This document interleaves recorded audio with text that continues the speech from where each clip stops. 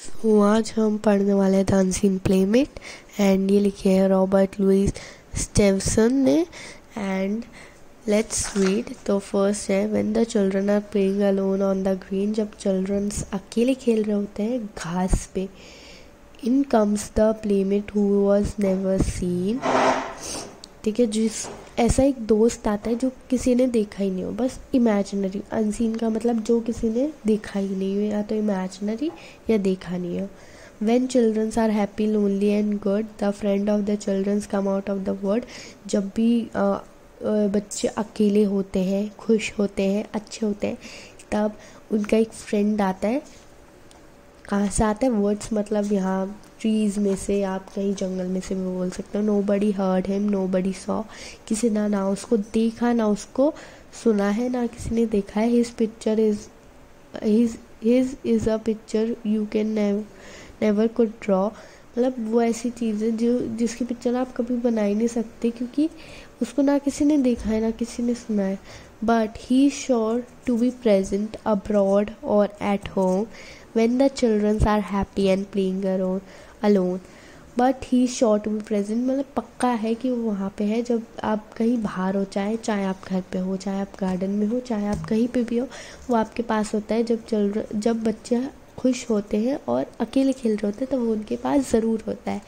He lies in the Lars मतलब एक small trees with shiny leaves, तो उसके नीचे बैठता है। ठीक है। He runs on the grass, वो ग्रास पे भागता है। He sings you twinkle the musical grass, जब तुम भागते हो उन ग्रास पे। ठीक है, तो वो क्या होता है, हिलती है वो ग्रास, तो वो उस टाइम गाता है। Whenever you are happy and can not tell why, जब भी तुम खुश होते हो पर तुम कह नहीं सकते कि क्यों हो तुम खुश। The friends of the children is sure to be present by, मतलब उस टाइम तुम्हारा ये फ्रेंड हमेशा उधर ही होगा, कि वहीं पे ही है, वो प्रेजेंट है। He loves to be little, he hates to be big, 'tis he that inhabits the caves that you dig। ठीक है, वो मतलब छोटा होना ज़्यादा पसंद करता है, वो बड़ा नहीं होना चाहता, वो छोटा ही रहना चाहता है।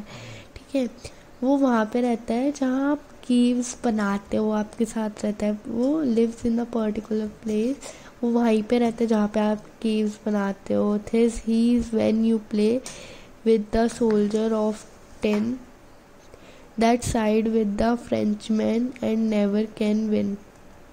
ठीक है, वो मतलब वो उस टाइम भी प्रेजेंट होता है जब तुम टिन के ग्लास के बॉटल के सोल्जर बना के तुम खेलते हो, और वो हमेशा फ्रेंचमैन के साइड्स होता है।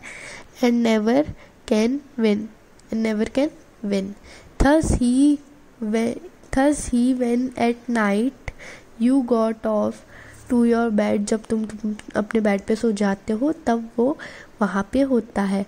Bites you go to sleep and don't trouble your head, मतलब वो तुम्हें सोने देता है और तुम्हें कोई परेशानी नहीं होने देता है।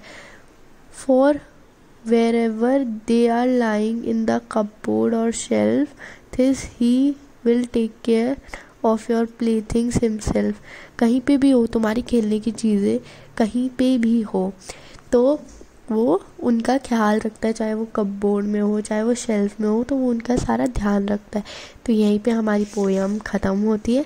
एंड ये हमने the English treasure Ruskin Bond book में से ली है, class 7। For the question answers of this chapter please subscribe to my channel.